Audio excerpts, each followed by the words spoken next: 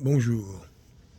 Je crois que c'est ce soir que Candace Owen, enfin ce soir pour nous ici en Amérique du Nord, euh, qui devrait commencer à révéler des choses plus précises. Alors, moi hier j'ai fait une vidéo là-dessus, mais j'ai été un peu approximatif, surtout sur le dossier, parce que je voulais parler plus de l'environnement, hein, la motivation de ces gens, les comportements, les attitudes. C'est ça que je voulais essayer d'expliquer, puis les ressentis, ce que moi j'ai ressenti à travers toute cette violence, comment je dirais, sociétale qui a été imposée ces dernières années. Voilà.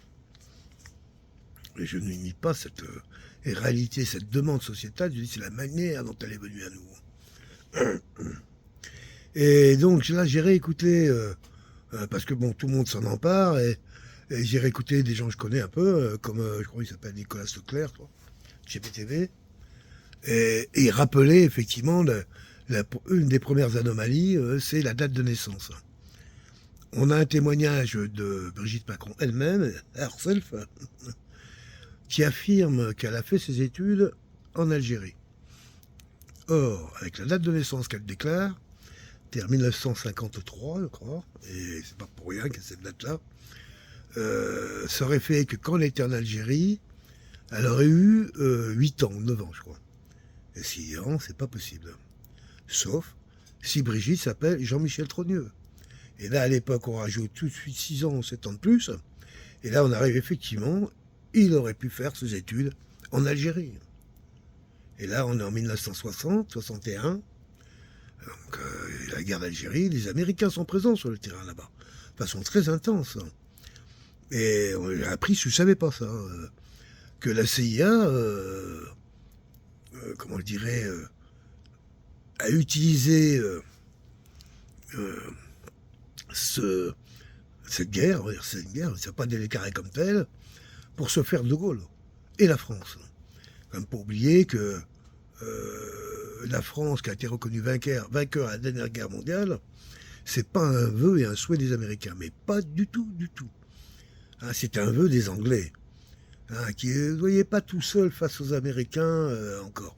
Avaient besoin encore de leur ennemi habituel, leur ennemi juré, ça crée des liens, tout ça. Donc, comme je dis toujours, les Américains n'ont jamais reconnu la France vainqueur. Et De Gaulle a réussi ce qu'on a appelé nous, les fameuses 30, les 30 glorieuses. C'est-à-dire que pendant 30 ans, effectivement, à coup de ceci, de cela, la France a pu se croire libérée et être rentrée, elle l'a fait réellement, et se maintenir dans le clan des grands, voilà. Mais les Américains l'ont jamais admis comme ça. Et pendant la guerre d'Algérie, la CIA, à l'époque, recrutait des gens. Et ils ont créé un système qui s'appelle, mais alors, maintenant, les gens, on n'entend pas, mais il faut bien comprendre que si les Macron, à tout prix, refusent de dire qui est Jean-Michel, enfin, qui est Brigitte, c'est pas parce que c'est un homme, on s'en fout. Les Français sont prêts même à passer à autre chose, on a autre chose à foutre que de savoir que Macron est un pédé. De toute façon, tout le monde le sait alors. Hein, puis qu'il prend de la coke, et puis qu'il aime bien les zones noires, bon, mais on s'en fout de ça. Mais c'est qui le mec avec qui tu vis là? Et là, quand on commence à regarder du côté d'Algérie, on s'aperçoit que Jean-Michel Trogneux aurait connu à cette époque-là un gars qui travaillait dans les services secrets français et qui s'appelait Jean-Louis Auzière. Ça vous dit quelque chose, ça, Auzière? Eh oui, déclaré comme étant le mari de Brigitte, père des 3 filles, et déclaré comme un banquier, je crois, ou quelque chose comme ça. Mais là, quand on revient dans la réalité de la rencontre, on rencontre là un Jean-Louis Auzière, hein, qui est l'ami, le copain de Jean-Michel Trogneux. Ah, faut suivre, hein, prendre des notes si vous voulez. Et là, on est en 1961. Écoutez ces missions de Nicolas Leclerc, intéressantes. À ce moment-là, Jean-Michel Trogneux, après les événements de la guerre, part aux États-Unis et part, je crois, à San Francisco. Hein, et Jean-Louis Auzière aussi. Et de lui, on n'a plus de nouvelles. C'est un espion, alors, un gars qui change d'identité. etc. Et on voit donc Brigitte, alias Jean-Michel Trogneux, se retrouver donc en Amérique en étant passé par l'Algérie où il a rencontré un ami qui est un espion du service d'espionnage et qui travaille entre autres, qui va amener entre autres sur un nouveau projet des Amériques, des États-Unis, qui s'appelle le projet MK Ultra, qui a été déclaré officiellement par le patron de la CIA à l'époque, à une date très particulière, en avril, je sais plus quoi, et c'est la date, en fin de compte, qui correspond à la date de naissance qu'a déclarée Brigitte Macron. Qu'est-ce qu'il raconte? Oui, Brigitte Macron a déclaré une date de naissance. Elle est fausse, cette date de naissance, on le voit pour des tas de raisons. Ça ne colle pas avec la réalité des faits, en tout cas. Et cette date de naissance correspond au jour où les États-Unis, via le directeur de leur service secret, annoncent mettre en place un système qu'on appelle, en fin de compte, c'est le contrôle mental, et le système MK Ultra ou quelque chose comme ça. Et le but, c'est de maîtriser des gens par le contrôle mental. On va te faire retenir des phrases, ou des musiques, ceci, cela, qui vont te conditionner à avoir une action particulière lorsque tu seras dans cette situation. Et par ce conditionnement mental, une expérience. Après, les Américains, il y a eu des scandales à travers le monde. Et dans les années 70, ils ont dit, oh, c'est fini, on a tout arrêté. Ah tiens, voyons. Alors après, la question qu'on peut se dire, et si Jean-Michel Trogneux a été sélectionné par son pote Jean-Louis Auzière pour tester ou être une arme déguisée de quelqu'un qui aurait été conditionné par les services secrets américains. Et elle dit pas, à l'époque, il y a 60 ans de ça, les services secrets américains ne savaient rien du tout que ce mec un jour deviendrait une femme et première femme de la France. Mais c'est devenu un outil à eux. Comme font tous les services de contre-espionnage dans le monde, l'espionnage, ils placent des gens à l'avance, puis si un jour ils ont besoin pour une raison Y, ils déclenchent ces gens-là.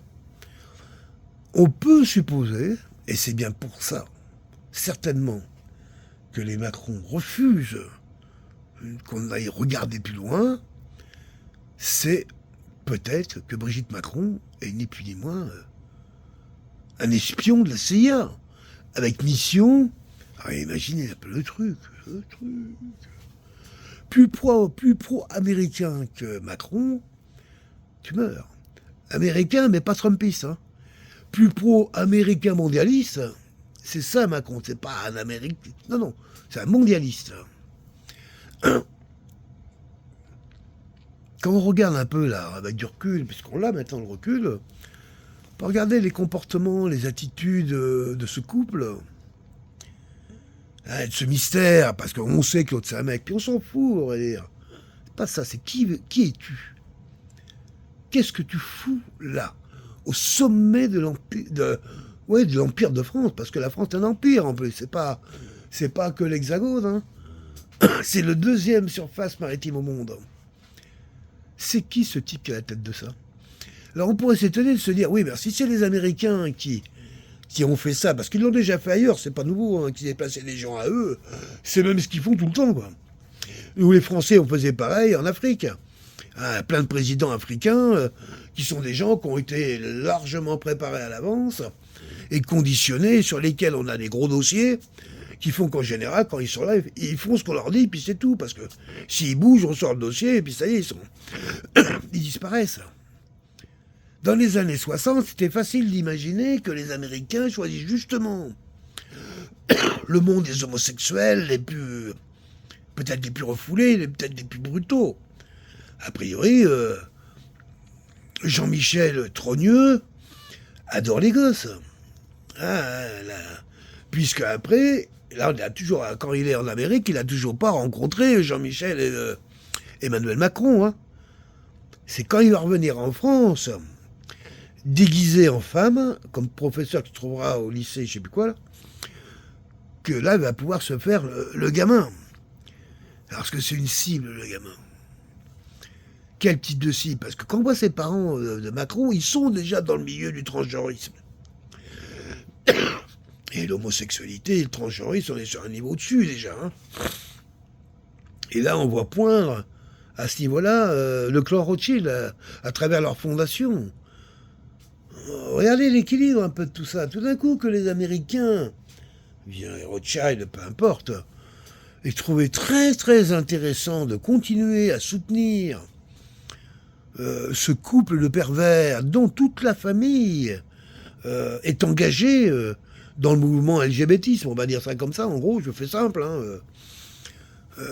était une cible de choix en suivi. Au départ, non. Mais quand même, les services secrets ont toujours utilisé des gens qui ont des casseroles au cul. À l'époque, dans les années 60, être homosexuel en Algérie, même en France, c'est pas bon, hein. Les gens étaient agressés, ils pouvaient même aller en prison. Je me demande même s'il n'y avait pas des lois encore en France qui punissaient l'homosexualité de prison. Donc on est vraiment chez les persécutés. Et je reconnais cette folie de l'Église face aux homosexuels, qu'ils appelaient les invertis, et qui se sont comportés envers eux. Ils ont fait des trucs. Alors que c'est dans ce milieu, en plus, où il y a le plus d'homosexuels. Pour ça, il est toujours dit qu'à un moment, chez les homos, arrivé à un certain niveau, il y a un sadisme qui s'installe. Beaucoup de tueurs en série, je ne dérape pas, mais je parle un peu de traits de caractère. Beaucoup de tueurs en série, presque une très très très grande partie des tueurs en série, sont soit des homosexuels reconnus, soit des homosexuels refoulés. Beaucoup, beaucoup, beaucoup. Alors pourquoi ? On me dit qu'à force d'agresser, d'humilier, de punir, ce que les gens appellent déviants, invertis, tout ce qu'on veut, on a réussi à mettre dans la réalisation, quand quelqu'un découvre qu'il est homosexuel, arrive avec lui toute la panique qui va avec ça. Parce que pendant des siècles, voire des millénaires, dans ce monde-ci, dans ce monde chrétien, on a torturé les homos. On a fabriqué les monstres, en fin de compte. Un peu pareil comme les autres qui se sont associés avec eux, d'ailleurs, c'est pas pour rien. Ils ont souffert plus que tout le monde. Mais c'est pareil, quand tu cultives en permanence que tout ce qui arrive, c'est fait pour te faire du mal, et que imagine l'état d'esprit dans lequel sont les gens. Eh bien, les services secrets, quels qu'ils soient à travers le monde, à chaque fois qu'ils ont une opportunité de pénétrer des gens avec des caractères de ce genre, ils savent que dans un monde où à l'époque l'homosexualité et les perversions étaient... tu perdais ton métier, changeais de cas, bref, c'était compliqué, et c'est une bonne manière de tenir les gens. Alors, j'ai voulu rappeler ça parce que c'est une partie, d'ailleurs, Candace Owen, elle dit elle-même, dans la première partie, je n'avais pas bien titré ça, qu'il y avait aussi une agence à 3 lettres qui était dans le dossier, quoi. L'agence à 3 lettres, c'est pas la DST, hein. Non. On peut pas du tout, ni l'ONU, non. On va voir. Là, par contre, si c'est la CIA, quand Trump il dit il a le dossier, bien sûr qu'il a le dossier. Peut-être que le directeur de la CIA a maintenu sa place avec ce genre d'informations, parce que là, on est dans le patron de la CIA qui est au courant de ça, soit il met son patron au-dessus, président, ou soit il en fait une monnaie d'échange. Je pense que vu la tendance aux États-Unis là depuis ces 4 derniers mandats, c'est évident qu'il y avait les grandes agences qui avaient choisi le camp de la mondialisation, c'est clair et net, et donc ils étaient opposés avec tous leurs moyens contre ceux qui avaient choisi le camp, du nationalisme mondial. Voilà, en gros, on va dire ça comme ça. Et effectivement, comme c'est ce camp-là qui vient de remporter, et à très forte majorité, le droit de gouverner ces nations, eh bien, pense qu'il y en a quand même pas mal qui sont obligés aujourd'hui de... Parce qu'autrement, ils perdent leur place, faut pas rêver, qui sont obligés d'aller négocier, je sais ça. Bref. En tout cas, qu'à l'époque où Trump était président, c'est tout à fait... On lui aurait dit, écoutez, et à l'autre là-bas, c'est un homosexuel. Alors, la moitié des gens qui l'entourent, ils le sont, qui s'en fout. Ouais, mais sa femme, c'est un transgenre. Ah, quand même. Mais l'autre, là, comment il s'appelle? Obama. C'est pas pareil. Et on fait quoi avec ça? Ah, on va se foutre de leur gueule, et alors, moi, je vais passer pour un con. Et un transphobe et tout le bazar. Donc, ça vaut rien, ton truc, là. Si t'as quelque chose à dire, il faut vraiment que ça soit autre chose. Et si je vous disais que cette femme était un homme et a été recrutée par la CIA dans le dossier MKUltra. Et on en a les preuves, les traces et les résultats. Ah bon? Ah! Amenez le dossier. Voilà. Là, je comprendrais mieux pourquoi Trump il a été planqué ce dossier. Pas qu'il a été le planqué, non. Il l'a mis à un endroit pour qu'on le trouve, justement. Jamais le FBI aurait pu aller fouiller dans les dossiers du président. C'est pas possible. C'est quand même le président, c'est l'autorité suprême. Il y a au-dessus, il y a Dieu. Ouais, parce que ça marche comme ça un peu quand même. D'ailleurs, Trump l'a dit, s'il est là vivant, c'est que Dieu l'a voulu. Bon, bref. Moi, je trouve palpitant ce qui est en train d'arriver. C'est extraordinaire. Ça va aller au bout. Les assassins sont sortis, ça c'est clair. Pense que, comment ça s'appelle, Candace Owen, elle doit être hyper protégée par des services secrets. Et les vrais, enfin ceux qui protègent, pas ceux qui ouvrent les portes. Bref, c'est dangereux. Comment il s'appelle, le patron de Fait et Documents, c'est pas vraiment le patron. Bon, il l'est plus. Il l'est plus. Il a été remercié par les deux propriétaires. En gros, Fait et Documents, c'est un journal qui a été créé par un monsieur qui s'appelle Emmanuel Ratier, je crois, qui était un gars de la droite traditionnelle française. C'est quoi ça?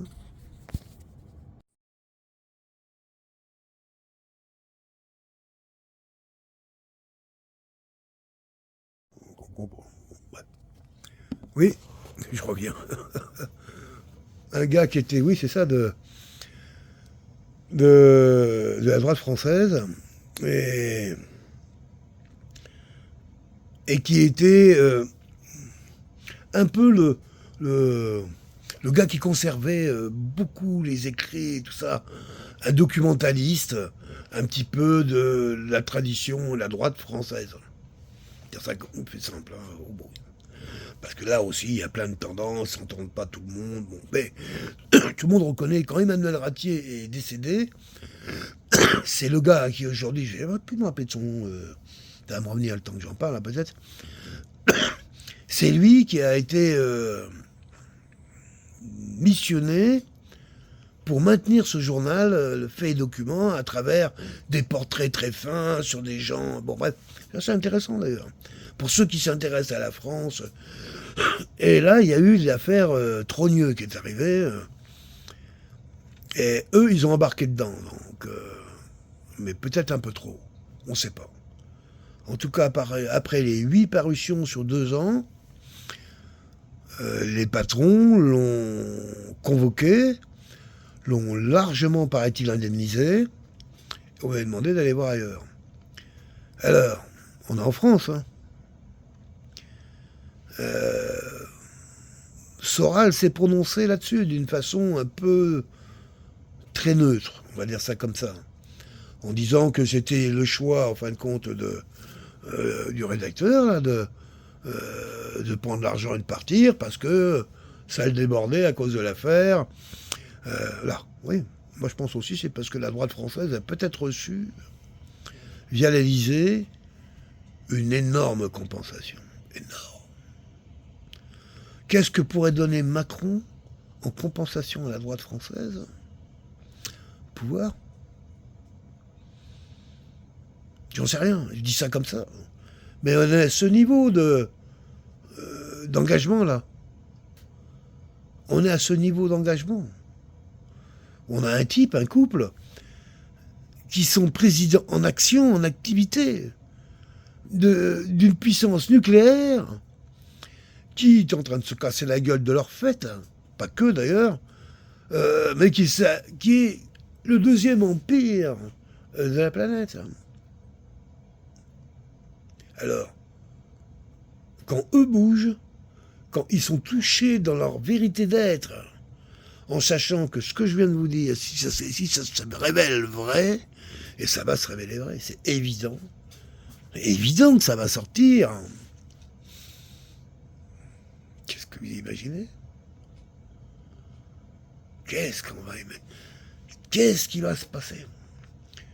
On montre un espion en plein boulot, au sommet d'un État. Faut en revenir, je sais pas quand ça s'est passé, mais il y a eu des cas comme ça. Hein. Oui, des infiltrations de ce genre, il y en a déjà eu dans l'histoire, même contemporaine. Hein. Mais même plus ancienne, ça a toujours été les tentations, ça. Mais là, si on l'entend comme ça, et si vous entendez un peu avec la vidéo que j'ai essayé de donner hier, en essayant de montrer le côté haineux, revanchard de ces gens-là, hein, et de faire comprendre les circonstances avec lesquelles ils sont arrivés à développer autant de haine et le goût de la destruction à tous les niveaux, au niveau culturel, au niveau physique, au niveau financier, plein de niveaux, quoi. Jusqu'à dire que les Français n'avaient pas de culture. Imagine bien, t'es dans le genre, on n'en a rien à foutre de ce qui vous êtes. Comment on peut développer des haines pareilles? L'Église. L'Église vue par la franc-maçonnerie. Pas l'Église tout court. C'est ce qu'on entend parler par des gens qui nous ont dit que. Mais la franc-maçonnerie, c'est pas des anges. Pas du tout. Ce sont presque tous des gens qui considèrent que la majorité de l'humanité n'a pas sa raison d'être. Il n'y a que eux, sélectionnés par l'élite de ce monde, et leur descendance, qui sont en mesure de pouvoir... Ça paraît dingue. Mais c'est ça. Tous ces gens-là, ils sont dans cette énergie-là. Et encore plus aujourd'hui, depuis qu'on leur a mis dans la tête qu'il a été possible de vivre sur Terre à quelques centaines de millions, on entend tout le monde, avec des robots, des petits avions. Ah, bien, tiens là, comme ça, appelle le robot, tiens, masse-moi le dos. C'est le bonheur que cherchent ces gens-là. C'est même pas ce qu'ils cherchent. C'est qu'ils se sont mis dans des situations de compétition les uns entre les autres qu'ils n'ont même plus le choix. Avance. C'est ça la barbarie. Et on est dirigé par des barbares. Mais pensez à l'époque de l'Empire romain, dans le côté le plus sombre, hein, avant qu'il disparaît, où ça assassinait à tour de bras dans tous les coins, tout le monde était homosexuel, faire un enfant, les enfants étaient faits que par les esclaves, porter un gosse pour une romaine, ça voulait rien dire, quoi. Je veux dire, on n'est pas des animaux, quand même, ça va. On a des nègres pour faire ça. Des nègres blancs, hein, et puis on choisira le bébé qu'on veut. On n'est pas où on est où là aujourd'hui, hein, les gens qui ont le pouvoir, tu en vois beaucoup de grands artistes bourrés de pognon qui sont enceintes. Hein. On voit ça quelque part. Hein. On communique sur des images de ce genre. J'en sais rien, moi je lis pas trop tous ces trucs-là, mais il me semble que c'est certainement moins communicant que ça l'a été en tout cas.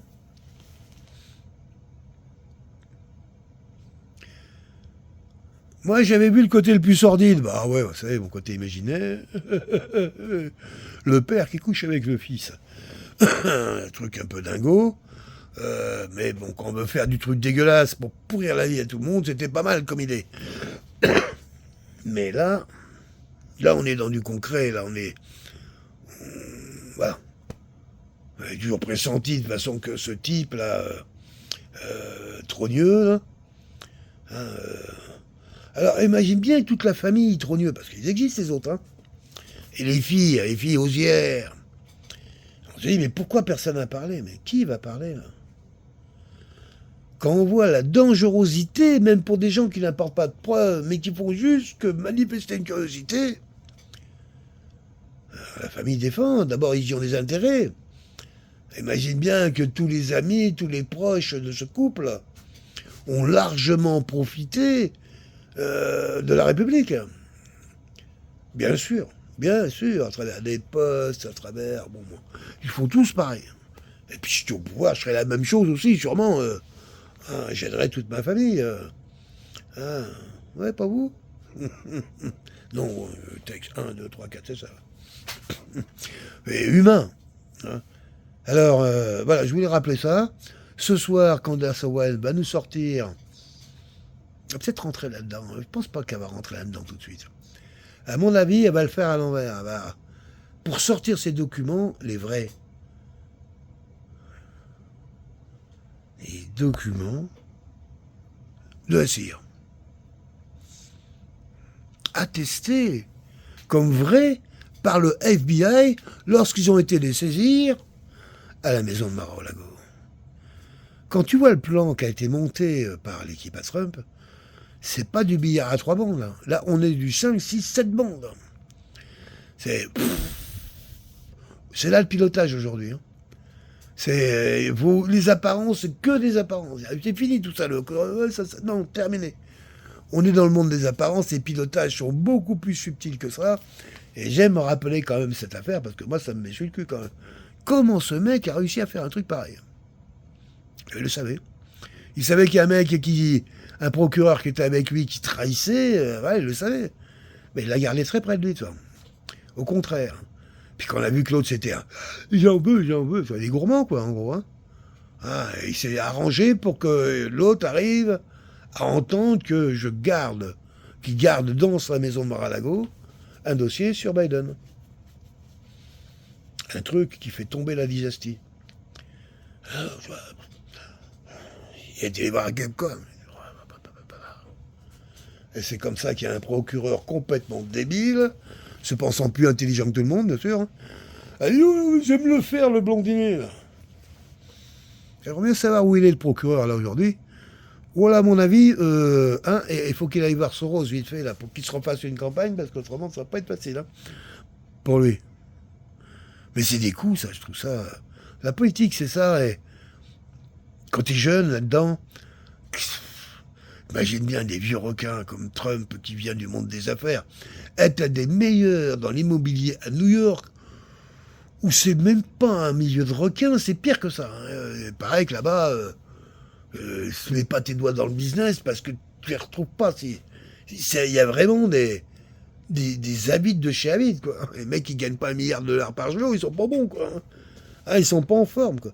Et ils existent, ces gens-là. Et c'est dans leur ville de New York. Imagine bien, quand tu te bats avec des types comme ça, des types ou des femmes, hein, parce que c'est pas spécialement masculin, ça. Le pognon, à ce niveau-là, sachant que les femmes vivent plus vieux que les hommes, c'est elles qui emportent la terre et l'argent, à la fin. Toujours. Mais c'est leurs fils qui se battent pour les faire et les créer. Chacun son rôle, voilà. Alors, ce que je veux dire par là, c'est que le président américain, c'est pas un gamin, quoi. En plus, il a fait l'école militaire, quoi, West Point, quelque chose comme ça. Il a été sorti premier de son académie. On sent que le type, il n'est pas seul aux États-Unis à avoir des profils de genre. Hein. Mais c'est des profils ardus, quoi. Des profils intenses. Même Biden, avant qu'il ait perdu la boule, on reconnaissait quand même qu'en tant que politicien, le mec était plutôt doué, quoi. Alors, lui, ultra bright, je te chie sous le monde. Il m'aimait, je vote pour lui. Qu'est-ce qu'il a dit? C'est pas grave, il est beau. On change, là. Il y a une épreuve incroyable. Hein. Je sais pas où ils ont. L'équipe, l'esprit qui pilote, en fin de compte, l'axe américain. Moi, je dirais que c'est le même qui pilotait l'autre axe. Hein. C'est-à-dire, en gros, Vanguard, qui ont toujours joué les deux camps. Toujours. Hein, et qui tout d'un coup a vu depuis 2 ans que l'autre camp s'est secoué et qui a commencé à remettre ses forces entièrement derrière Trump. Quoi. On peut dire que Trump a l'oligarchie avec lui en ce moment. Pour qu'il s'occupe de la vieille... en gros, moi je le vois un peu comme ça. Aux États-Unis, en Amérique, même en Europe, mais non, en Europe, c'est différent. Aux États-Unis, en Amérique, je veux dire, euh, les grandes fortunes, les anciennes grandes fortunes sont toutes issues du monde industriel et de l'agriculture. Ouais, les élevages, 100 000 têtes de bétail, enfin, des trucs comme ça, quoi. Les cowboys, hein. Et l'argent de ces multinationales, de ces grands groupes, a beaucoup prospéré dans l'immobilier américain. Hein, et les villes qui sont développées de façon un peu incroyable. Il y a eu cet argent. Et puis tout d'un coup, il y a eu, dans les années, il y a 70 ans, mais il y a eu tout d'un coup le résultat de la Silicon Valley, c'est tout d'un coup d'avoir créé des outils qui ont tout d'un coup embarqué quasiment toute la finance. Et en 2 générations, les plus riches du monde se sont retrouvés d'autres personnes, avec d'autres rapports, mais qui n'ont aucune qualité industrielle, qui ne laissent rien, c'est que du virtuel. C'est ces 2 mondes-là, ces 2 fortunes-là, ces 2 puissances-là, qui s'opposent ici en Amérique. Et en Europe, on va dire qu'on a eu cette révolution à l'époque où on a tué les rois. On va dire, en gros, même type de révolution, hein. Et puis après, il y a eu l'arrivée du monde industriel. On a créé aussi des grandes familles industrielles européennes, qu'elles soient allemandes, comme comment ils s'appellent dans la Ruhr, là. Bon, j'ai oublié les noms, mais enfin, ouais, les grands groupes allemands, il y en a. Hein. Il y a les grands groupes français, entre autres Dupont de Nemours, qui fait partie du groupe Vanguard. Hein. Attention, on n'est plus là, qui existait déjà à la Révolution française. Bon, bref. On a eu ces grands groupes aussi industriels, mais on avait aussi, et c'est ça qui fait la différence certainement avec l'Amérique, il y a toujours eu un pouvoir chrétien aristocratique, les 2 en même temps. Ils ont toujours fonctionné ensemble, surtout quand l'un et l'autre sont tombés.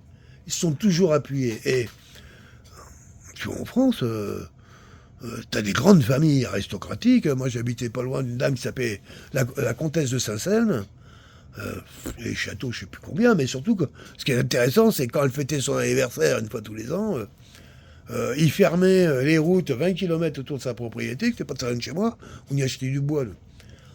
Hein, et pendant une semaine, c'était la ronde des hélicoptères. Ça venait de partout. Hein. Toute l'Europe, sa famille arrivait. Et ils étaient tous des fonctionnaires, militaires, curés, travaillaient à l'ONU, à la CE, ou étaient médecins, ou étaient chercheurs. Bref, c'est ça la force des aristocratiques, c'est la famille. Et c'est toujours ce que les puissants ont empêché aux pauvres d'avoir, si ce n'est que des enfants, pour les exploiter. Mais ils ont toujours empêché que la famille des pauvres se fasse. Les aristocrates, c'est ça, c'est de la famille. Quand le premier fait 12 gosses, et qu'au bout de 20 ans, chacun en fait 12, on calcule la vitesse où ça va. C'est un peu comme ça que ça s'est passé. Et ces familles puissantes en France, aristocratiques, s'appuient là-dessus, sur leur pouvoir incroyable au niveau de l'administration, hein, qui ont souvent des gens qui sont directeurs de ceci, de cela, mais en haut, hein, qu'on fait les eaux et forêts, qu'on fait centrales, qu'on fait des vrais trucs de pouvoir, hein, mais enfin, il y en a qui disent qu'ils ont très très bien toujours conservé Bercy, c'est-à-dire l'économie. Ils n'ont jamais lâché le truc là-dessus, là, hein, ils se sont fait baiser une fois, pas 2.